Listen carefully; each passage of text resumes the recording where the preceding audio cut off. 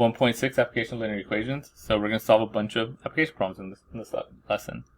So before we do that, let's talk about some problem solving strategies. Step 1 is always to read the problem, make sure you understand what's going on. You might want to read it a couple of times. After that, you want to write an equation that relates to quantities described in the problem. This is one that we'll give you some hints on. There's usually a form depending on the type of question, like how to set the equation.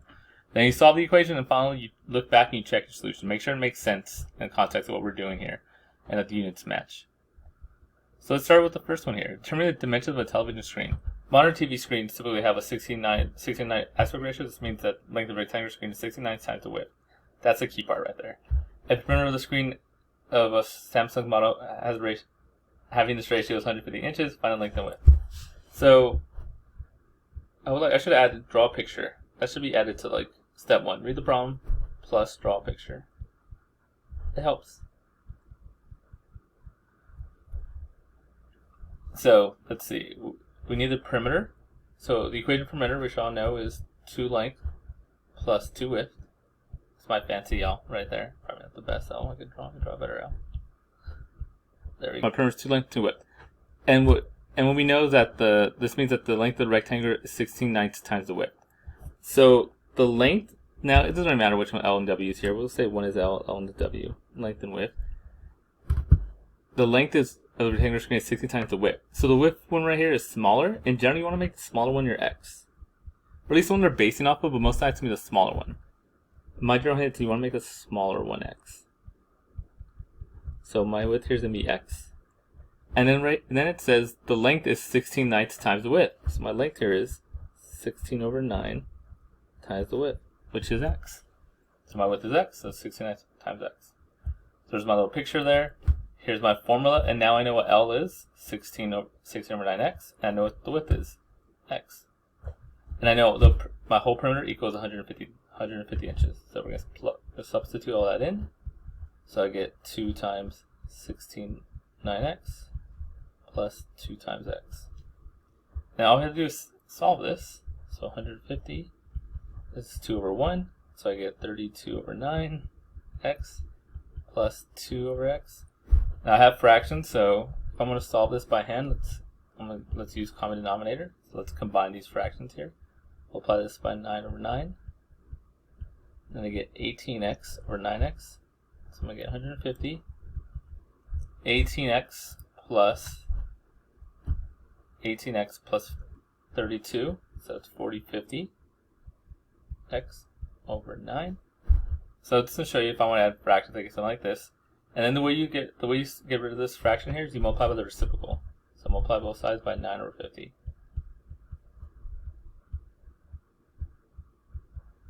This is over 1. I can actually reduce these. 150 divided by 50 is 3. So it's just 3. Multiply that out. You're going to get x equals 27 inches. So 27-inch TV is the width, and then this will be whatever that times that is. So that's the way it works. That's one example. Let's do another example. The perimeter of a triangular plot of land is 2,400 feet. So this is a triangle. That's not really a triangle. I cannot draw it. Here we go. There we go. Now the perimeter of this is 2,400. Now the perimeter of a triangle is a little different. Perimeter generally just means add up all the sides. So it's not going to be 2 length plus 2 width. It's going to be add up all the sides. So let's figure out some stuff here. The longest side is 200 feet less than twice the shortest side. Remember my hint? You always want to make the smallest the x. So let's say this is my shortest side down here. We'll make this x. And then let's say this is, let's say this is the longest side. Doesn't really matter. Then we say the longest side is 200 feet less than twice the shortest. So we're going to multiply the shortest by 2 and then subtract 200. So it'll be 2x minus 200. So that's my longest side now. The middle side, which will be this one, because this shortest is middle, this is shortest is long, so it'll be middle. The middle side is 200 feet less than the longest side. So we're going to get this longest side, we're going to subtract another 200 feet. So I'm going to do it on the side. Middle is going to be 2x minus 200 minus another 200, which will give me 2x minus 400. So that would be this side. 2x minus 400. So those are all my sides, right? That's why I always say draw a picture helps. So my short side is x, my long side is 2x minus 200, and my middle side is 2x minus 400, based on information. Find the lengths of the three sides of the triangular plot. Well, remember, the way you do a perimeter for anything is just add up all the sides. So we're going to add up this side plus that side and set it equal to 2400. And that'll be my equation. So 2400 equals x plus 2x minus 200 plus 2x, I'm running out of space, minus 400.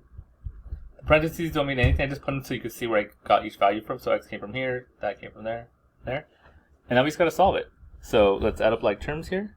Add up all the x's. I'm going to get 2,400 equals 5x minus negative 200 plus negative 400 is negative 600. Then we're just going to add 600 to both sides. I get 3,000 equals 5x. Divide by 5. And x equals, let's see, 30 divided by 5 is 6, and then 0, 0. So 600. And what are we talking about in this case? Feet. 600 feet. Now, I still got to answer the question. Here it says find the lengths of the three sides of the triangular plot. So that makes this one 600. It makes this one 2 times 600 minus 2. So 2 times 600 minus 200. So it'll be 1200, so it'll be 1000. And then this one would be minus another 200, or you could substitute it in and subtract. But I remember it's minus another 200, so 800. So this is a 1000 by 800 by 600 length thing. So those are my side lengths and feet. I probably didn't need this. Did I answer the first question correctly? Find the length and the width. I didn't find the width. So I didn't find the length. My width, I should answer the question. It's 27. My length would be 16 over 9 times 27. So let's reduce that. 9 goes to 27 3 times. 3 times 16 is 48. So this is inches. So there we go. That should answer these questions correctly. Okay, break-even analysis. This is when we're trying to find out, this is usually when we have to do with cost and revenue. We're trying to break even, which means we want the revenue to equal the cost. So we want our revenue to equal our cost. So that's the break-even point, when your revenue and your costs are exactly aligned. So let's do an example here. Purple Vision produces high-definition DVDs of live concerts. The company places an ad in the trade newspaper. The cost of an ad is $100. Each DVD costs $20 to produce, and the company charges $24 per DVD. So A, express the cost as a function of X number of DVDs produced and sold. So the cost of producing DVDs, look what it says, $100 for the ad, and $20 per CD to produce, DVD to produce. So my cost function is going to be, we're going to do like a y equals mx plus b thing here. We have our initial cost, the constant cost, the initial cost, constant cost, and then the rate cost. So when it's like the per value, the rate of change there. It's in it, for our case, the ad's $100, that's our B, that's our initial cost when placing the ad, and it costs $200 to produce each DVD. So that's going to be our M here. So that's going to be 20x plus 100. That's our cost function. Right, so everything we have to pay to produce a DVD. The ad, and then cost per DVD. Express the revenue function as a function of X, the number of DVDs produced and sold. So the revenue here, Rx, is how much we sell it for, but times, kind of like we do here, times X. Because that's how many, it's like per DVD we sell. We sell $24 per DVD. So our revenue is 24x. And then C says what value these things equal. So we're trying to find the break-even point here on C. All I gotta do there, I should do C up here. We have some space. C is gonna be cost equals the revenue, which would be 20x plus 100 equals 24x. And then we just gotta subtract 20 from both sides. I get 100 equals 4x. So I have to divide that by 4. And x equals 25 DVDs. So we gotta sell 25 DVDs to break even. Anything less than that, we lose money. Anything more than that, we make money. Graph y1 equals cx and y2 go to rx is what's your answer. So they want me to graph this. I'm running out of space here. So I'm gonna start. Let's graph cx first, right? My y1. I mean, y1, y2 suggests we should do like calculator. So I guess I do it on the calculator. Here's my calculator. Y1 is going to be cost 20x plus 100. Already, the plus 100 means I'm going to change my window because that goes higher than we normally do. And then 24x is my revenue. Right, so again, if I hit graph here, I won't see because I have a zoom standard. Now we could try the zoom fit. It should actually work on this one. If we go to zoom fit, remember zoom fit, what it does, it doesn't change your x values, it only changes y values. Now, hopefully just something we could see. So here we go. That's right there at 100. And you can see, and zoom fit didn't help me as always. Right? So again, we have to fix the window. I could see the two graphs now, I just can't see where they intersect at. Which I know is 25. So I'm gonna make my x value, I'm gonna do this myself, my window. I'm gonna make my x max 25 is where they cross. So I'll give myself a little buffer and make that 30. And I don't need to go negative values. Let's start at 0. I don't need negative sales. And 300, right? Going at 100 makes sense. Let's hit graph. Did I go the wrong way? My window. I only put 3. I meant 300. 30. I meant 30. I was like, why does that graph look funny? So it's like this.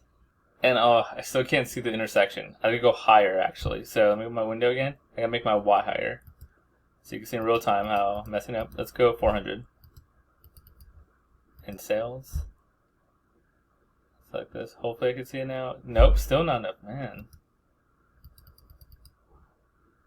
I'm just no more messing around. 600. Final answer. I guess that wasn't fine. You can kind of see that's not good enough for me. I want to see a little more. Let's go, I guess, up to 700.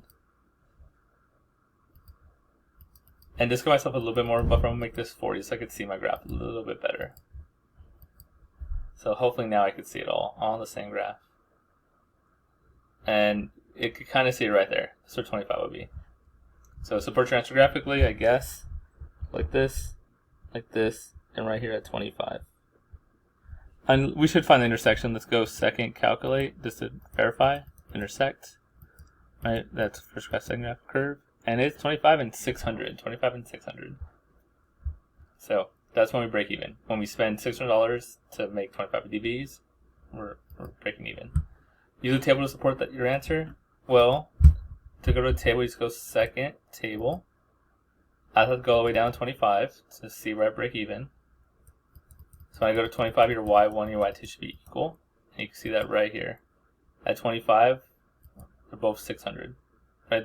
Before that, they're all different. Right there. Our costs and our revenue are different, but right there they match. Once you get past 25, your revenue starts being more than your cost. Before that, your revenue's lower than your cost. So that's the idea. That's a cost revenue idea. So let's do another one though. So in this one, a baker makes cakes and sells them at county fairs. Her initial cost to enter the fair was $40. That's how much it costs this to enter the fair. She figures that each cake costs about $2.50 to make, and she charges about $6.50 per cake.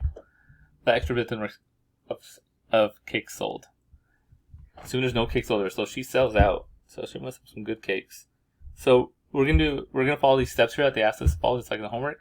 Express C as the cost function, so we're gonna do that first. So C of X. What is our cost function? Well, remember, it costs us $40 to get in, and it costs about $2.50 per cake. So 2.5x plus the $40 to enter in. Express the revenue function as a function of x. So our revenue function is just how much we sell it for times how many cakes we sell. So $6.50 times x.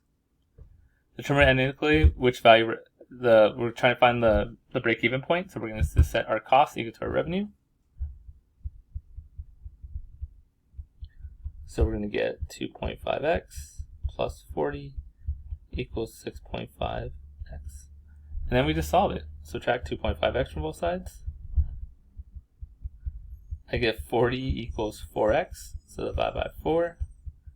And x equals 10. So we have to sell 10 cakes to break even.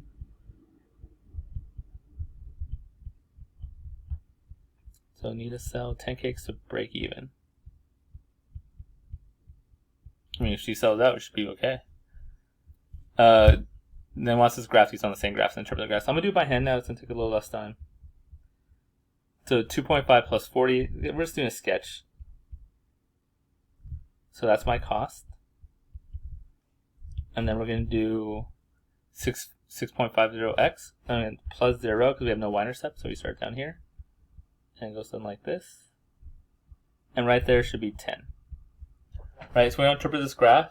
This is our x, this is cakes we got to sell. And this is cost plus revenue, whatever we're talking about here. So you can see here, before 10 cakes, cost is higher than revenue. After 10 cakes, revenue is higher than cost. Okay, next one, direct variation. Direct variation, a common application involved in linear functions deals with quantities that vary directly. So that means that direct variation is all about as x goes up, so does y, or vice versa, as x goes down, so does y go down. As you can see here, right, as your x goes higher,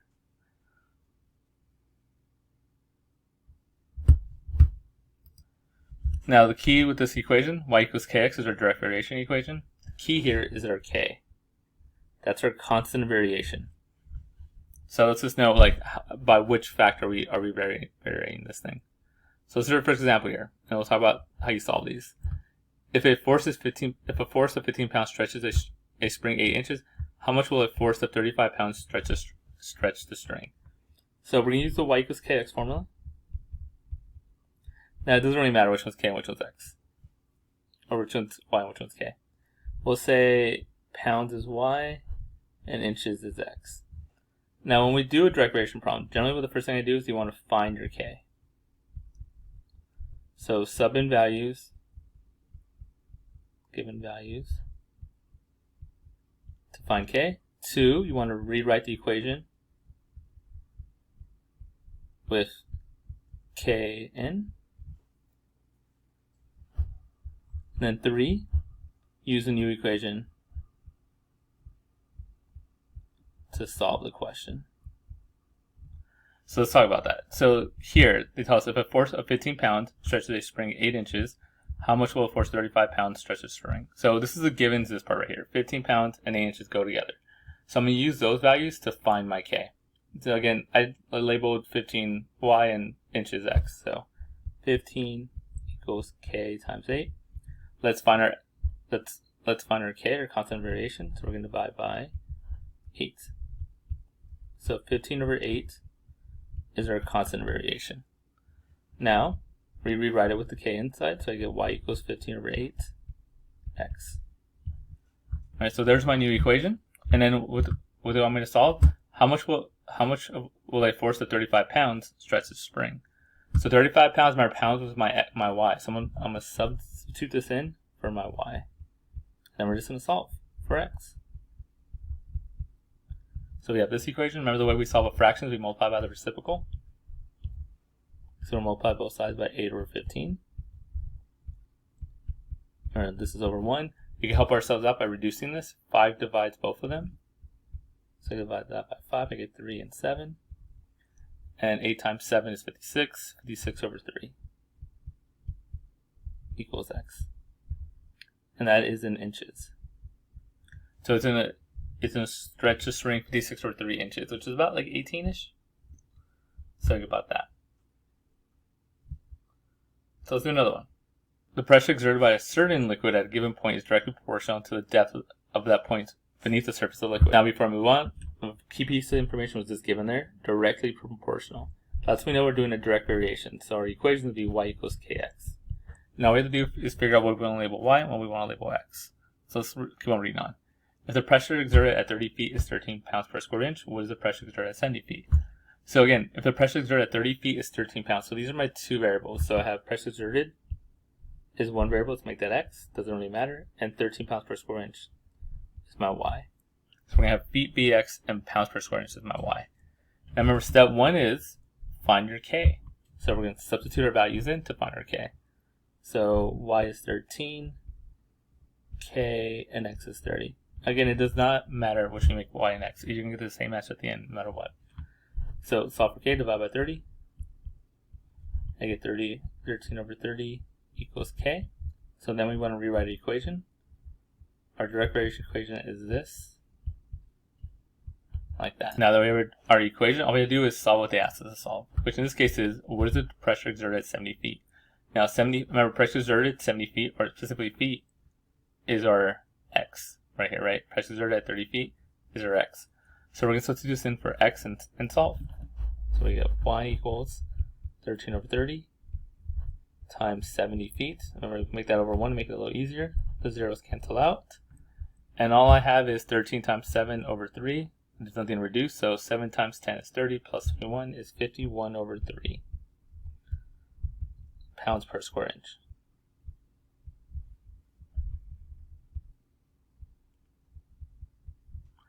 Pounds per square inch. I probably should have read pounds per square inch. So there we go. Anyway, next one's formulas. So what we're going to do here is we want to solve for a specific variable. That's our goal here. So we're going to do a couple of these. A few of these, actually. So, in this equation here, all we want to do is solve for specific variables. So you can see here, they want me to solve for B1. So let me rewrite so we can see a little better. So A equals 1/2 height base 1 plus base 2. Area of a trapezoid, one important formula in calculus, by the way. You wouldn't think so, but it actually is a very important formula in calculus. So we have this, and we want to solve for B1. The trick here is just treat B1 like how when you solve for x, treat the thing you're looking for as x. Everything else is a number to you, essentially. These are all just constants to you right now. Only thing you care about is this guy. That's your variable. Solve for it, treat everything else like a constant. So if I was solving for this, first thing I would do is get rid of that 1/2 fraction. The way you get rid of it, times it by 2. Times both sides by 2 to get rid of that fraction. That cancels and that cancels. So now we have 2a equals h times b1 plus b2. Again, just pretend you're solving for b1. It's the only thing we care about right now. Everything else is just a constant. Well, what will we do next? Get rid of the h. Right? I'm trying to get this guy by himself. So you work your way outside in. So we're trying to get rid of this h. Well, right now it's being multiplied by all this. So do the opposite. Divide by h on both sides. Again, just pretend everything else is a constant.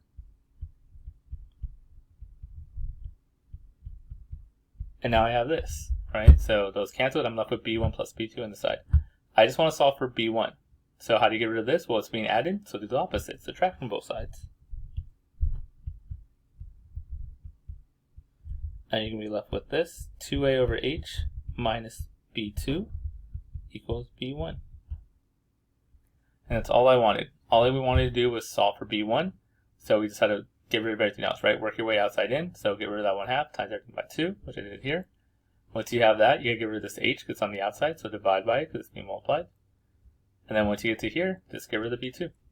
So we're going to do this a couple more times so we can practice. So here, we want to solve this preliminary equation for L. So L is our variable here. Like everything else is just a number to me. So we want to solve this for L. So let me rewrite it again so we can see a little bit better. Right, so I just want to solve for L. Well, you gotta get rid of everything else. How do you get rid of this? Well, it's a positive number, so you just gotta subtract it from both sides. So we're going to subtract 2w from both sides. Now on this side, you can't combine them, just leave it the way it is. P minus 2w equals 2l. Like that. Right, you subtract from both sides, you can't combine it, you leave them alone. Now we have 2l on the side. All I want is the l, so get rid of the 2. Divide both sides by 2. P minus 2w over 2 equals L. And that is it. Can't do anything else. Right? Your answers gonna all look this like kind of funky-ish, but that's the idea. Okay, let's do one more of these before we move on to the last thing we're gonna talk about. So Celsius. Now we're gonna on here we're gonna solve for F, which is Fahrenheit. This is the Celsius to Fahrenheit conversion. Let me write it a little bigger so we can see a little nicer again. So again, on this one we want to solve for F. So first thing I would do is get rid of this 5/9 on the outside, right? You want to work your way outside in, try to get this thing last. So multiply by the reciprocal. So multiply both sides by 9/5.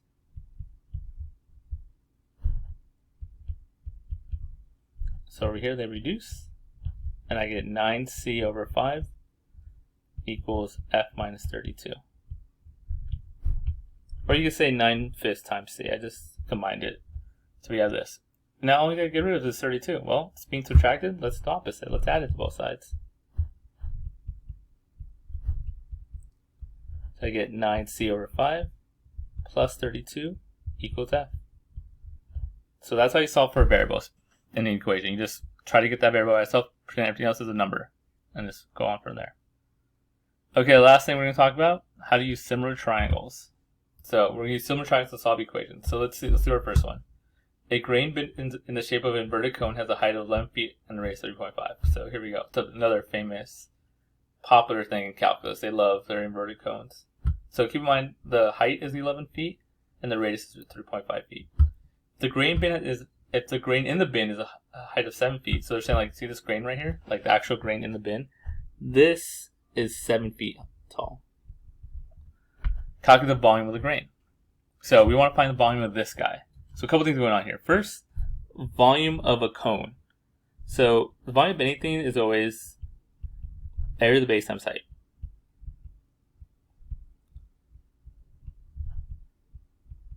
Now if it's sharp and pointing like this one, then it's actually 1/3 area of the base times height. So that's our volume, 1/3 area of the base times height. Now what is my base here? It's a circle. So area of the circle is pi r squared.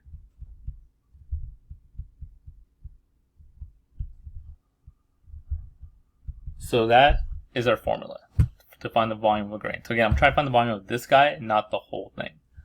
So the volume of this guy is 1/3 area base times height, so 1/3 pi r squared h.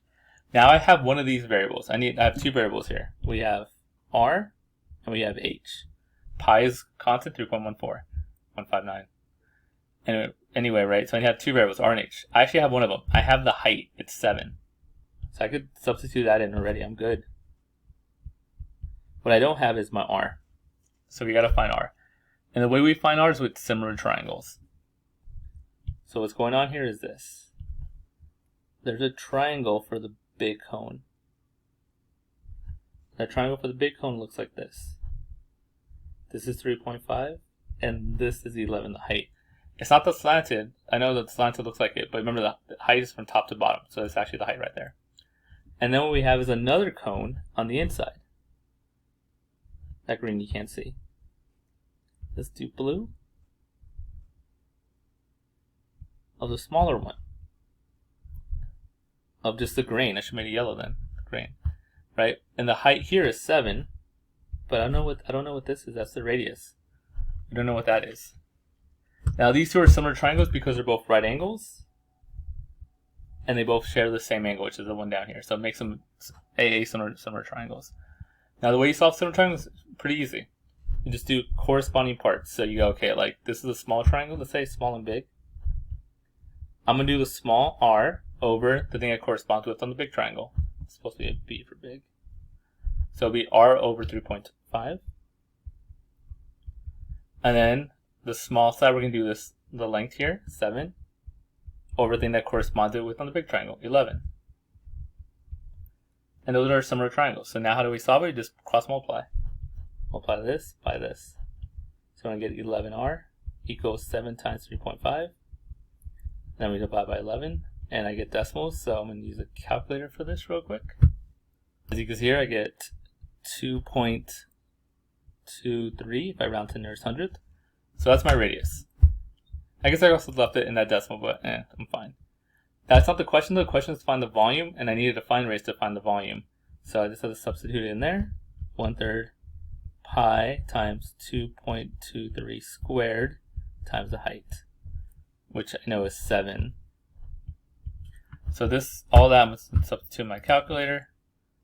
So I'm going to do 1/3, so 1 divided by 3 times pi second caret, there you go. And then since I don't want to round, I'm just actually use the full answer. I'm going to go up here and select my answer, and then I'm going to square it like that, and then times by 7. It's a pro move right there.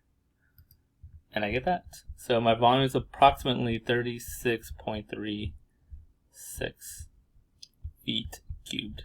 By the way, how do I know it's cubed? It's volume. Volume's always cubed. Area is always squared. Sides are always singular. Right? So that's the idea. Now that's a cone one. Probably do another one in class, but that's an example of a cone. Let's do one last one before we get out of here. It's another AP Calculus favorite. A person is 66 inches tall and standing 15 feet from a street light. So let's draw this picture. So here's my person, and here's my street light. Now this person's 15 feet from my street light, so 15, and he is 66 inches tall.